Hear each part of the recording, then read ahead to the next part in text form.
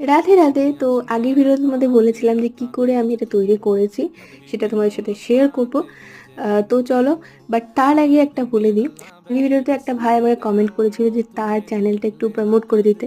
দেখো, আমি জানি না আমি কতটা এখনো পর্যন্ত সেলিব্রিটি হয়ে গেছি, কারণ আমি তো জানি যে আমি এখনো কিছুই করে উঠতে পারিনি তোমাদের জন্য বা নিজের জন্য, কিন্তু চেষ্টা চালিয়ে যাব।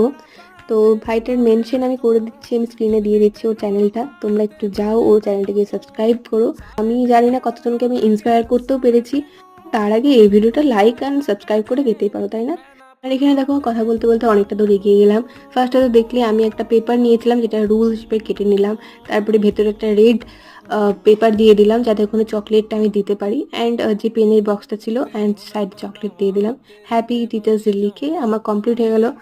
কমেন্ট করে বললো তোমাদের কেমন লেগেছে। আমি তো চেষ্টা করেছি। ভালো লাগলে লাইক শেয়ার অ্যান্ড সাবস্ক্রাইব করো চ্যানেলটাকে। Bye bye.